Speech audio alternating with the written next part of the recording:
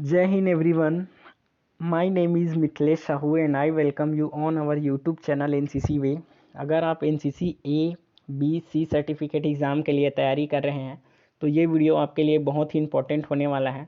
आज मैं लेकर आया हूँ नया टॉपिक सेक्शन फॉर्मेशन। जानेंगे कि सेक्शन फॉर्मेशन कितने प्रकार के होते हैं, कौन कौन से होते हैं और उनकी बनावट किस प्रकार होती है। तो शुरू करते हैं सेक्शन फॉर्मेशन। जवानों की ज़मीन की हालत, कार्य शत्रु के फायर आने की दिशा, शत्रु के ऊपर अधिकतम फायर डालना तथा सेक्शन कमांडर का सेक्शन पर ठीक प्रकार से नियंत्रण रखने के लिए सेक्शन को विभिन्न फॉर्मेशन या बनावट अख्तियार करनी पड़ती है। तो सेक्शन फॉर्मेशन क्या है समझ आ गया। जवानों की ज़मीन की हालत, कार्य शत्रु के फायर आने की दिशा, शत्रु के ऊपर अधिकतम फायर डालना तथा सेक्शन कमांडर का सेक्शन पर ठीक प्रकार से नियंत्रण रखने के लिए सेक्शन को विभिन्न फॉर्मेशन या बनावट अख्तियार करनी पड़ती है। तो ये हो गया सेक्शन फॉर्मेशन। अब सेक्शन फॉर्मेशन कितने प्रकार के होते हैं पूछेंगे तो याद रखना सेक्शन फॉर्मेशन 6 प्रकार के होते हैं। कौन कौन से, तो एक एक करके 6 को पढ़ते हैं। तो सबसे पहले होता है सिंगल फाइल फॉर्मेशन। तो सिंगल फाइल फॉर्मेशन में क्या क्या होता है, तो इसमें कंट्रोल अच्छा होता है और गति तेज होता है। उसके बाद तथा दर्रा या पगडंडी के लिए ठीक है लेकिन सामने के फायर आने से अधिक नुकसान होता है। तो सिंगल फाइल फॉर्मेशन में क्या होता है, इसमें कंट्रोल अच्छा होता है, गति भी तेज होती है और यहाँ पे लिखा है दर्रा या पगडंडी रास्ते के लिए ठीक है लेकिन सामने के फायर आने से अधिक नुकसान होता है। और सिंगल फाइल फॉर्मेशन की बनावट क्या है, तो ये याद रखना ऐसा होता है बनावट सिंगल फाइल फॉर्मेशन का। सबसे पहले रहता है राइफल नंबर 1, राइफलमैन नंबर 1, फिर राइफलमैन नंबर 2, उसके बाद होता है तीसरे स्थान पर सेक्शन कमांडर, उसके बाद होता है बम्बर, उसके बाद सेक्शन 2 आईसी, फिर उसके बाद ब्रेनेट 1 का पोजीशन आता है, उसके बाद ब्रेनेट 2 का, फिर राइफलमैन नंबर 4, फिर नंबर 5 राइफलमैन। तो ये हो गया सिंगल फाइल फॉर्मेशन की बनावट। उसके बाद दूसरा आता है फाइल फॉर्मेशन। पहला होता है सिंगल फाइल फॉर्मेशन, दूसरा होता है फाइल फॉर्मेशन। तो फाइल फॉर्मेशन में क्या होता है, तो इसमें कंट्रोल अच्छा होता है, याद रखना फाइल फॉर्मेशन में भी कंट्रोल अच्छा होता है तथा सड़कें व नाले के किनारे चलने के लिए अच्छा है। इस फॉर्मेशन के साथ मार्च करते जाएंगे तो इसमें कंट्रोल अच्छा रहेगा और सड़कों व नालों के किनारे के लिए अच्छा है और सामने से फायर से अधिक नुकसान होता है तथा फायर पर दुश्मन पर फायर डालने के लिए अच्छा नहीं है। तो फाइल फॉर्मेशन की बनावट ये हो गया। पहले रहेगा नंबर 1 राइफलमैन, फिर नंबर 2 राइफलमैन, फिर number 4 rifleman, number 5 rifleman, number 6 rifleman, फिर होता है इस साइड बायां साइड होएगा आपका बम्बर, फिर सेक्शन 2 आईसी, फिर ब्रेनेट 1 और ब्रेनेट 2, और ब्रेनेट 1 ब्रेनेट 2 भी हथियार है और सेक्शन कमांडर इसमें बीच में रहेगा, याद रखना। गाइस आपको वीडियो पसंद आ रहा है तो प्लीज़ वीडियो लाइक करें, शेयर करें और चैनल पे पहली बार आए हैं तो चैनल को सब्सक्राइब करें। फिर तीसरा आता है डायमंड फॉर्मेशन। डायमंड फॉर्मेशन में क्या होता है, तो इसमें कंट्रोल अच्छा, चारों तरफ की देखभाल व चारों तरफ फायर डालना सुगम है, याद रखना। डायमंड फॉर्मेशन में कंट्रोल अच्छा होता है, चारों तरफ की देखभाल होता है और चारों तरफ फायर डालना भी सुगम है लेकिन इसमें सामने के फायर से नुकसान अधिक होता है, ये याद रखना है। और डायमंड फॉर्मेशन का बनावट ऐसा होता है, तो सबका बनावट भी याद रखना है आपको। डायमंड फॉर्मेशन तो इसमें नंबर 1 राइफलमैन सामने रहेगा, फिर नंबर 2 राइफलमैन, फिर नंबर 4 राइफलमैन, फिर नंबर 5 राइफलमैन और ये इस साइड से कवर करेंगे इसको 3 बम्बर, फिर सेक्शन 2 आईसी, फिर ब्रेनेट 1 और ब्रेनेट 2 और सेक्शन कमांडर बीच में रहेगा, ये याद रखना डायमंड फॉर्मेशन में। उसके बाद होता है चौथा एरो हैंड फॉर्मेशन।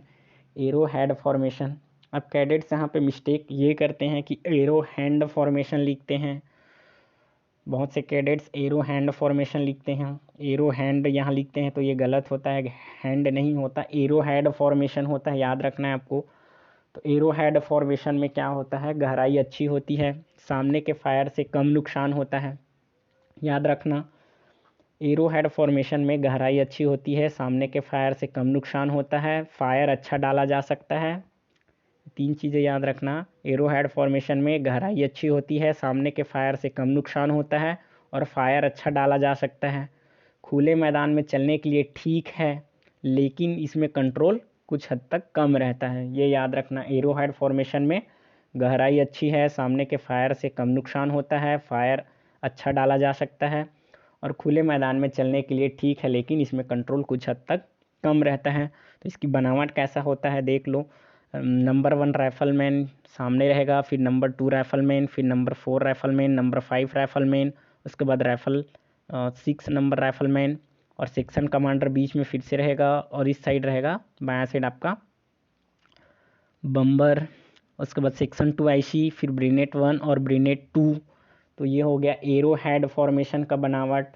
उसके बाद 5वां आता है स्पीयर हेड फॉर्मेशन। तो स्पीयर हेड फॉर्मेशन क्या है, तो इसमें गहराई अच्छी होती है लेकिन कंट्रोल अच्छा नहीं होता, याद रखना। स्पीयर हेड फॉर्मेशन के बारे में लिखने के लिए बोलेंगे तो याद रखना है आपको, इसमें गहराई अच्छी होती है लेकिन कंट्रोल अच्छा नहीं होता तथा फायर डालने में देरी होता है। ये याद रखना, स्पीयर हेड फॉर्मेशन में गहराई अच्छी है लेकिन कंट्रोल अच्छा नहीं है तथा फायर डालने में देरी होती है। और स्पीयर हेड फॉर्मेशन का बनावट देखो तो नंबर 1 राइफलमैन रहेगा सामने में, फिर नंबर 2 राइफलमैन, फिर नंबर 4 राइफलमैन, नंबर 6 राइफलमैन, उसके बाद 3 बम्बर इस साइड रहेंगे, उसके बाद राइफल नंबर 5 इधर रहेगा, फिर सेक्शन कमांडर बीच में रहेगा और सेक्शन 2 आईसी और ब्रेनेट 1 ब्रेनेट 2 पीछे से कवर करेंगे इस बार कमांडर को, सेक्शन कमांडर को। तो ये याद रखना, ये बनावट आपको याद होना चाहिए।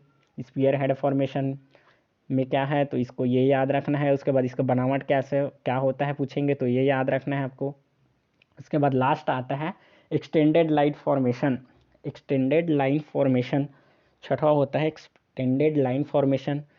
तो इस फॉर्मेशन में क्या होता है देखो, यह फॉर्मेशन अंतिम हमला में इस्तेमाल होता है। एक्सटेंडेड लाइन फॉर्मेशन, यह फॉर्मेशन अंतिम हमला में इस्तेमाल होता है लेकिन इसमें कंट्रोल करना मुश्किल है, उसके बाद गहराई कम तथा साइड के फायर से नुकसान अधिक होता है। गहराई कम है ना, यहाँ पे गलत टाइपिंग है, याद रखना। गहराई कम तथा साइड के फायर से नुकसान अधिक होता है। ये हो गया एक्सटेंडेड लाइन फॉर्मेशन। तो यह फॉर्मेशन अंतिम हमला में इस्तेमाल होता है लेकिन इसमें कंट्रोल करना मुश्किल और गहराई कम तथा साइड के फायर से नुकसान अधिक होता है, याद रखना। एक्सटेंडेड लाइन फॉर्मेशन का बनावट देख सकते हो, पहले रहेगा ब्रेनेट 2 इसमें पहले रहेगा, फिर ब्रेनेट 1, फिर सेक्शन 2 आईसी, फिर बम्बर 3 बम्बर, फिर सेक्शन कमांडर, फिर नंबर 1 राइफलमैन, फिर नंबर 2 राइफलमैन, फिर नंबर 4 राइफलमैन, फिर नंबर 5 राइफलमैन, नंबर 6 राइफलमैन। तो ये बनावट ही आपको याद रखना है। एक्सटेंडेड लाइन फॉर्मेशन का क्या होता है पूछेंगे, स्पीयर हेड फॉर्मेशन का बनावट क्या होता है तो ये याद रखना है आपको। कहाँ पे राइफलमैन नंबर 1 रहेगा, फिर राइफलमैन नंबर 2 कहाँ पे रहेगा, सेक्शन कमांडर कहाँ रहेगा, बम्बर कहाँ रहेगा और सेक्शन 2 आईसी का पोजीशन। तो ये पोजीशन आपको याद रखना है। उसके बाद आता है क्वेश्चन कि सेक्शन फॉर्मेशन कितने प्रकार के होते हैं वह उनका नाम लिखिए। और क्वेश्चन 1 नंबर के में कैसे पूछेंगे, याद रखना। सेक्शन फॉर्मेशन खाली स्थान प्रकार के होते हैं तो आपको लिखना है 6 प्रकार के, सिर्फ 6 लिखना है आपको।